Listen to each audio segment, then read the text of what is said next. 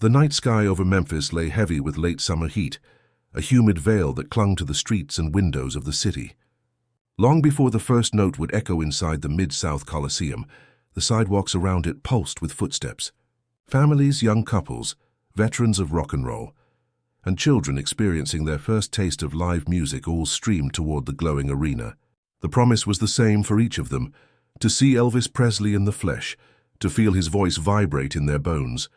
The Coliseum itself was a temple of anticipation. Vendors shouted as they sold glossy programs, sodas and popcorn that filled the air with a carnival sweetness. Fans showed off sequined homemade jackets, some imitating Elvis's famous jumpsuits. Others clutched posters with bold letters that screamed, "We love you, Elvis." Conversations were a blend of nostalgia and awe. Older couples remembered the first time they had heard "That's All Right" on the radio back in 1954, while teenagers whispered about how they had skipped homework to wait in line for hours just to catch a glimpse of the king. When the house lights dimmed, a thunder of applause burst forth. In darkness, the low rumble of the band tuned up, and then, suddenly, blinding light. The opening fanfare of "Also Sprach Zarathustra" rolled across the arena like a tidal wave. The floor shook, not from the music alone, but from the synchronized pounding of thousands of feet and hands. The curtain lifted, and there he was. Elvis strode forward in a white jumpsuit embroidered with golden thread and studded with rhinestones that sparkled like a constellation under the spotlights. His cape swept dramatically behind him, shimmering with every movement. The sheer force of his presence sent a ripple through the crowd. People screamed his name. Some wept uncontrollably, their hands trembling as they tried to capture the moment on small cameras, or simply pressed their palms together as if in prayer. He smiled. A brief, knowing smile that suggested gratitude and burden all at once, and leaned into the microphone. Then, as the applause softened, the delicate introduction of "Can't Help Falling in Love" began. The song, so familiar and yet so endlessly fresh, unfurled into the night. Couples intertwined fingers. Children sat on parents' shoulders, eyes wide. Even security guards standing with arms folded found themselves swaying unconsciously. Elvis's voice rose smooth and powerful, a sound that seemed to come from deep inside the earth. Every syllable shimmered with tenderness. His jawline caught the stage lights, sweat glistened at his temple, and yet his eyes carried something quieter, an echo of his own losses, his own longing. He sang not only as a performer, but as a man reaching into the hearts of thousands. And then, among those thousands, a small story waited. In the 12th row of the left section, Margaret clutched her son Danny against her chest. He was 7 years old, but so frail that he seemed lighter than the blanket draped over his shoulders. His breaths were shallow, his skin almost translucent under the glow of the arena.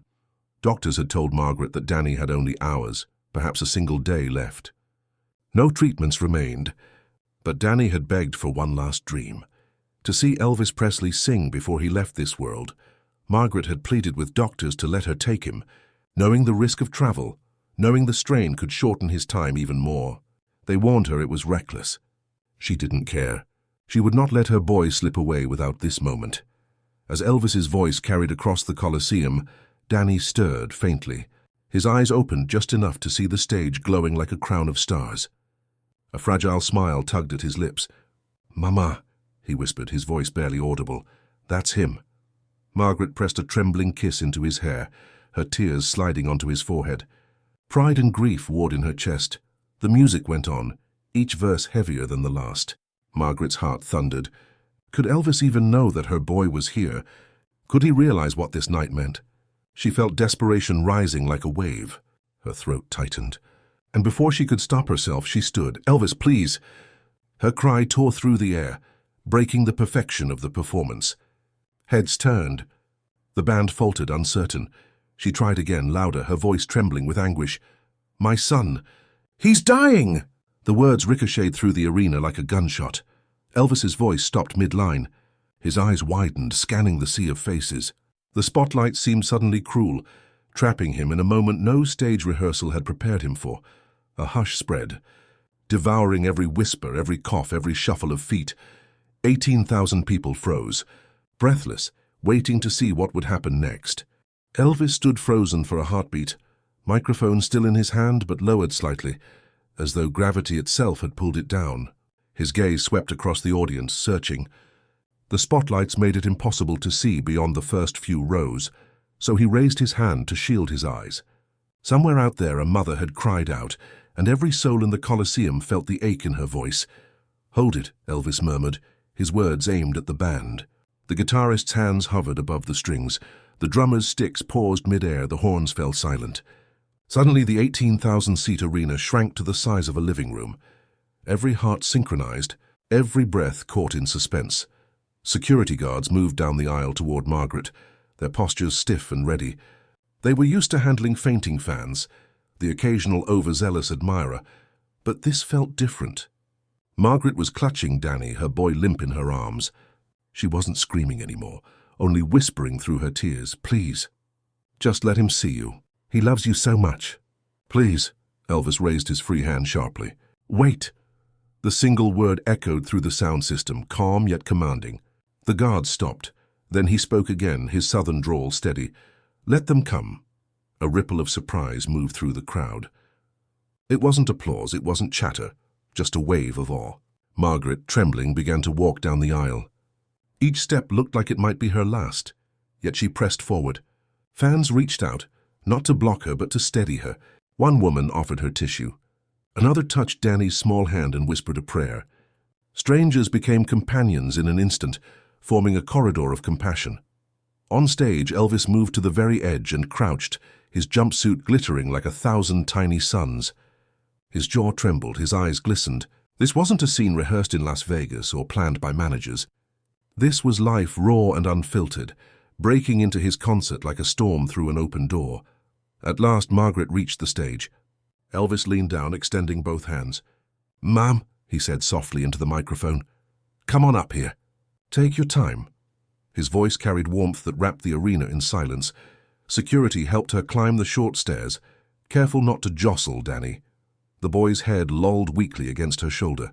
The audience let out a collective sigh, the sound of 18,000 people aching together. Elvis met them halfway, bending down so he could look into Margaret's face. "What's his name, honey?" he asked, his voice thick.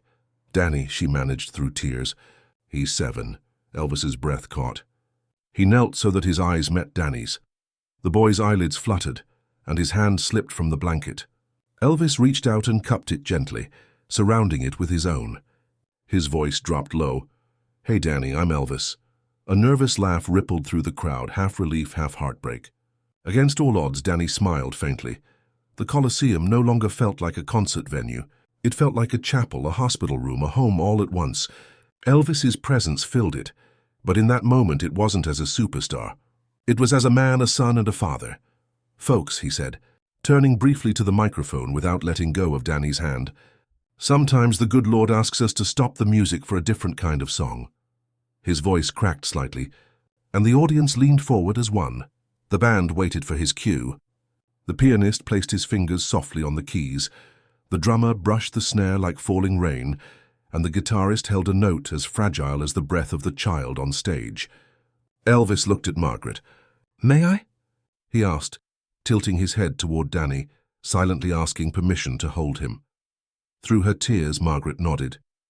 With infinite care, she placed her son in Elvis's arms. The king of rock and roll stood, holding 7 fragile years against his chest. His cape draped around them like a set of angel wings. The crowd inhaled as one and held its breath. The show had stopped. The real story was about to begin. Elvis shifted his stance carefully, adjusting the microphone with the side of his arm so he wouldn't disturb the small, fragile boy resting against his chest. Danny's head nestled against the hollow beneath Elvis's collarbone, his shallow breaths rising and falling in fragile rhythm. Elvis pressed one hand lightly against the child's back, as if willing his own strength into the boy's tiny body. The pianist laid down the opening notes of "Can't Help Falling in Love." This time the melody wasn't entertainment. It was a prayer. A hush fell over the Coliseum, as though thousands of people simultaneously remembered how to be reverent. Elvis leaned into the microphone, his voice low and raw. "Wise men say, only fools rush in." The words floated out, gentler than a whisper, yet strong enough to fill the entire arena. He wasn't singing to 18,000 people. He was singing to one. Every syllable carried weight, not as a lyric but as a promise. Margaret stood just behind him, her hands pressed to her face, unable to do anything but weep silently as she watched her son's dream come true. By the second line, Elvis's voice grew. It cracked slightly, but the crack was not weakness, it was truth. "But I can't help falling in love with you." He lowered his cheek to rest against Danny's hair, and for a fleeting moment, the boy's lips moved. He was trying to sing. Elvis angled the microphone closer. Danny's voice came out in a faint, broken whisper, but the speakers caught it and carried it to the rafters. A sound too weak to be heard in a living room now filled an arena. The audience gasped, then erupted into sobs. Tough men wiped their eyes. Teenagers clutched strangers' hands. Entire rows bent forward, overwhelmed. Elvis closed his own eyes and let the music carry him. His voice swelled in strength, wrapping around Danny's whisper like a shield. The band followed, the piano laying down velvet notes, the strings trembling with emotion, the drums soft and steady as a heartbeat. When Elvis reached the chorus, "Like a river flows surely to the sea," something extraordinary happened. The audience began to sing. Not one or two, but thousands. The Coliseum became a choir, every voice trembling but strong. 18,000 people carried the song together, creating a wave of sound so powerful it shook the walls. Elvis looked out, tears streaming freely down his face. For once, he didn't care about composure, didn't care about performance. He pressed a kiss to Danny's temple and whispered, "Take my hand. Take my whole life too." Danny's tiny fingers twitched and gripped the fold of Elvis's cape. His face softened into the faintest smile, and in that instant, he was no longer a sick boy, he was just a child, alive inside the greatest song ever sung for him. The final refrain came, but Elvis didn't sing it alone. He let the audience carry it. He hummed along, adding harmony under their voices. Thousands of strangers became a single family, singing for a boy they had never met, but now felt they had always known. "For I can't help falling in love with you." When the last note faded, silence followed. No applause, not at first. Just silence, thick, wholly undeniable. Then came the sobs, and finally a wave of clapping, not wild but reverent. Elvis lowered his head, kissed Danny's hair, and whispered into the microphone, "Thank you for helping me carry this song." The song had ended, but the night had not returned to normal. There was no sudden shift into an upbeat rocker, no attempt to erase what had just taken place. Instead, a silence lingered, gentle, protective, wrapping the Coliseum like a blanket. Elvis held Danny for another long moment, pressing a soft kiss to the boy's forehead, before carefully handing him back to Margaret. The mother clutched her son tightly, overwhelmed, her tears soaking into the handkerchief Elvis pressed into her palm. She tried to speak, but no words came. Elvis steadied her with a hand on her shoulder and whispered something only she could hear. Then, turning back to the audience, he lifted the microphone. "Folks," he said, his voice still thick with emotion, "remember this. Life is short. Love your children. Cherish your families. That's what matters."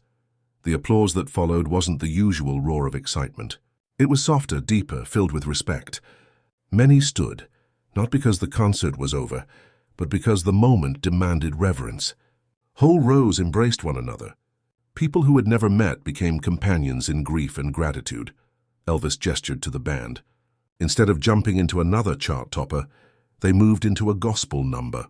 His voice trembled but held steady, and the audience followed him. The Coliseum, for a few minutes, was no longer an entertainment venue. It was a church, a hospital, a sanctuary. Backstage, crew members wiped their eyes and pretended they were just sweaty. One of the horn players sat with his trumpet across his lap, staring at the stage with tears streaming down his face. The drummer whispered a quiet prayer before lifting his sticks again. Everyone, from the lighting crew to the backup singers, knew they had witnessed something unrepeatable. As Margaret returned to her seat, the crowd parted for her as though she were royalty. A teenager offered his jacket for Danny's legs. A woman pressed tissues into her hand. Nobody asked for thanks.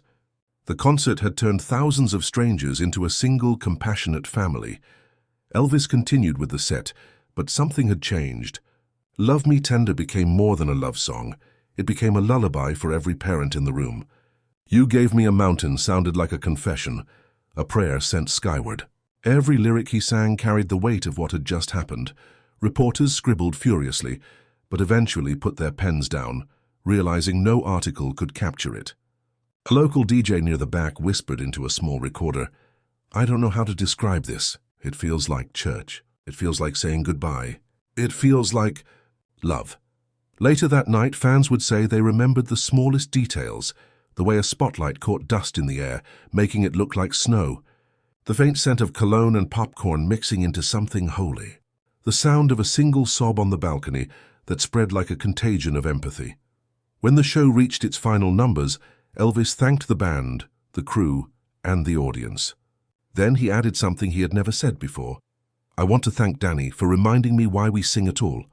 The Coliseum erupted. People stood, not cheering but applauding with their whole beings.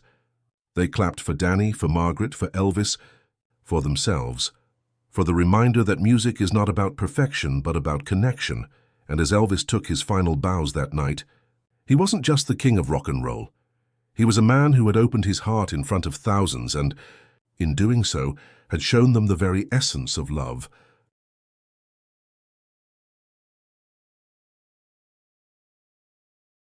Years passed, but the memory of that night never dimmed. Concerts came and went. Songs rose and fell from the charts. But for those who had been inside the Mid-South Coliseum on September 15, 1975, one story always eclipsed the rest. The night Elvis Presley stopped the show for love.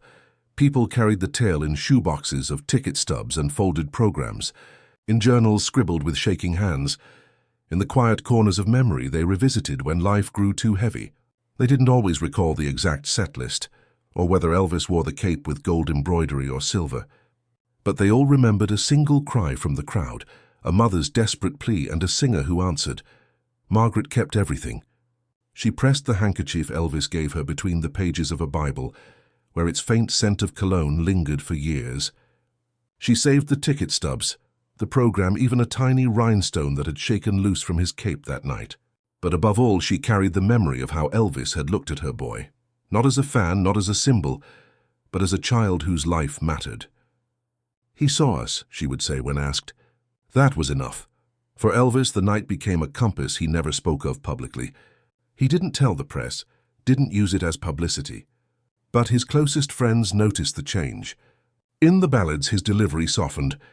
In the gospel numbers, his eyes closed longer, as if listening for voices beyond the stage. Sometimes he would pause in the middle of a concert and let the audience sing, not because he was tired, but because he remembered how 18,000 voices had once carried a song for a boy who could not. Critics later said he had grown sentimental. They missed the truth. Sentiment is sugar. Compassion is bread. Sugar dissolves quickly, leaving you hungry again. Bread sustains. What Elvis gave that night was not sentiment. It was sustenance. The Coliseum itself eventually fell silent. Decades later, the arena no longer shook with cheers, but with the quiet work of maintenance crews and the flutter of pigeons nesting in rafters. Yet visitors who stood in the 12th row aisle swore they could still feel it. A hush that pressed against their chests. A procession of strangers parting to let a mother through. The sight of a man in white kneeling to lift a child into his arms. Close your eyes there and the memory rewinds. You hear the piano's tender opening, the whisper of a boy's voice caught by a microphone, the gasp of 18,000 people weeping together. You see Elvis's tears shining under the lights, his cape falling like wings around a frail body. And you hear him afterward, quiet, certain, "Thank you for helping me carry that." The legend of Elvis Presley is told in record sales, in movies, in the endless impersonations that echo through Las Vegas halls. But the truest legacy is nights like this, nights where fame steps aside and humanity takes the stage. Because in the end, the greatest act of the king of rock and roll was not the note he hit or the crowd he commanded. It was the moment he stopped everything to cradle a child and remind the world that love outranks even music. That is why the story still haunts us. Not because Elvis cried, but because he chose to. Because in the clash between spectacle and compassion, he put down the microphone and lifted a boy. And for a brief, shining moment, thousands of strangers became family, bound together by a song that will never fade.